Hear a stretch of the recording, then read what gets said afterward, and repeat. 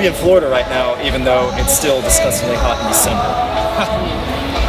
I'll take hot over cold. Really? I think. Okay. I enjoy warm weather, but it's mostly when it's kind of like it's sunny. It's kind of cloudy today. Yeah, it was an odd weather right now.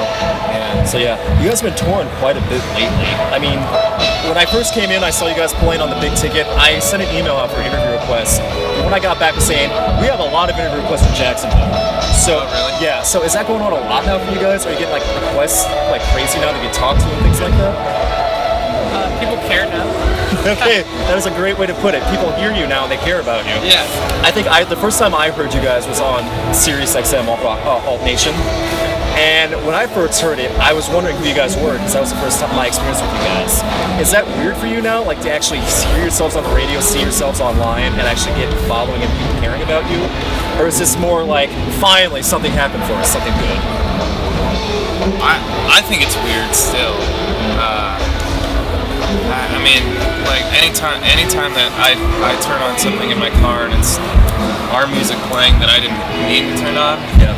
it's a weird feeling for sure. And it hasn't happened a whole lot for me just because I guess I don't listen to the radio that often. Yeah, just to clarify, to hear our own music is not a weird feeling. Because we actually listen to ourselves all the time. That's awesome to hear. We're very, very used to that. Yeah.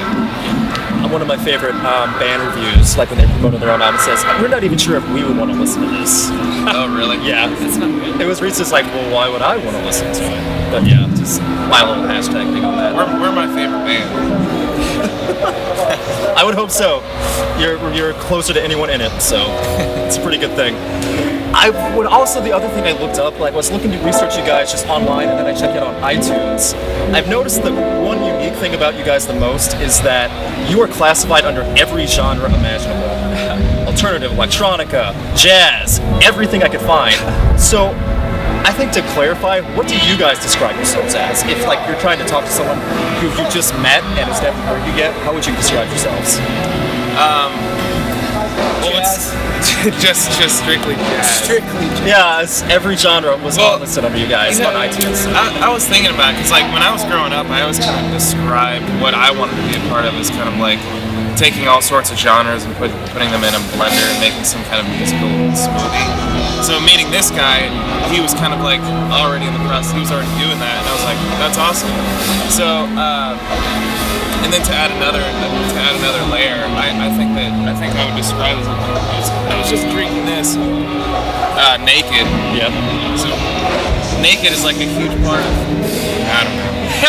I don't know. Listen, if you sponsored by Naked Juice, buy your Naked Juice at any local store. I would describe our music as our music is best stripped naked. down and just ready to go. Is that a good way to put it? Yeah, I'm pretty sure that works. I think what we're trying to say is we have no idea. Okay. So kind of like they have no idea. They just like throw like there's like leaves, parsley, garlic, broccoli, green. There's like everything in there. It makes a good soup though. In the end, it makes it good. Well, Yeah. He hates this. I love it. I hate our music. Must be really awkward when recording when you guys are just screaming at each other. It's great! It sucks! Just over and over again. Yeah. Some of the videos you guys have get a lot of good attention too. There's a uniqueness behind them. Like, is that creativity from you guys? You have a director that says, okay, here's what I want you to do today. Like, is that something like that you guys really like put a lot of effort into on your own creativity and setup? Or is this just something that you're kind A lot of our videos are done by our roommate. Really? Yeah, so a lot of the ideas and creative process stays in-house, which is cool. Yeah. So, and then there's been other times when we worked with other directors before, and I don't know, we just always feel like to try to take advantage of any time that there's any sort of creative moment, we like to take advantage and make sure that it means something, makes someone think, and to put out a video with like no real thought-provoking element makes no sense to me. So that's what we've always tried. That's actually really well described. There's a lot of videos out there with just the guys on a stage and that's it. And it's like, okay, it's gonna be the exact same as seeing them live too. So when you're creating stuff in the studio, when you're writing your albums, there's a lot of diversity I've noticed between even track to track. It's like a range for everyone. So how do you guys like go planning into that? How does the writing process start for you guys specifically? I mean, we joke around, it's like you guys don't even know what you are, but like, how does it work for you if it's a different situation? Like, how does the music come out? When you're writing a song, there are decisions you're constantly making while writing it. Should I go this way with it? Should I go this way with it? Down to each note, but then you look at the song as a whole, and there's parts of the song. So I get done with this part, and now I'm like, okay, where do I want, where do I want to take it now?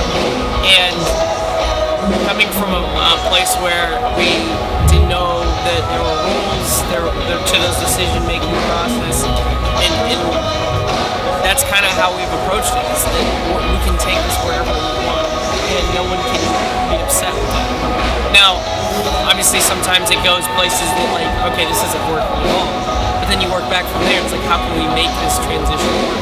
So that's kind of some of the thought process for that. So. Definitely. That makes sense too. And like right now you're part of the big ticket, like on a huge venue. I mean, when you're touring, do you prefer huge festivals like this, or do you prefer like the inside, like smaller venues, like that you're playing for just a crowd in a building? Do you have a preference? It's interesting because we did this festival last year too. Yeah. So kind of knowing what to expect a little bit, but between then and now, and playing different shows, and some really small and some bigger, every show is different, and I think you learn to enjoy different parts of those kind of shows, and it's kind of interesting. If I'm being honest, when I go and play like the bigger shows, and we've done some in arenas and stuff like that. Yeah. I start to think about the small like basement club shows that we did, where everyone's like so together and sweaty, and it's just very, everyone's like kind of like right there. There's something about that I love, and I think as any musician and artist playing in small clubs like that, you kind of think of like, you dream of the future and playing for more and more people, and that's ultimately I think what the goal really is still. But there's something about those small little shows that I'll always love, and I'll always remember all of those. Gotcha. So it's interesting. Everything is different. You can take away different things from different shows, but I love this. I love it. It's cool. I guess two final things. One, I mean, what's some of the craziest stuff you've seen in live, both in big and small shows? I was like, is there anything that really stands out as like, oh my gosh, that was one of the craziest things I've seen in a crowd or backstage or anything like that? Do you guys have any stories like that? We just played New York City, and they were moshing during a song that I never intended for anyone to mosh. Yeah. That sounds about right. My favorite one was Ben Folds 5. They started moshing during that. Yeah, it's like along the lines of that. They're just ready to go no matter what. Yeah. As soon as you hear music, just go for it. Yeah. Okay. Final thing, for all your fans, past, present, and future, I'm just gonna leave this time to yourselves. If you had one message for them, like to tell people about yourselves, like whatever it is to your fans, what would it be? So it's just like this kind of final 30 seconds to a minute, just whatever you guys want. Let's give that time to you guys too. You can. Okay. This is Josh, and I'm Tyler.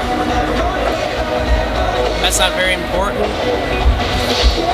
because we want to try to make something that is bigger than ourselves.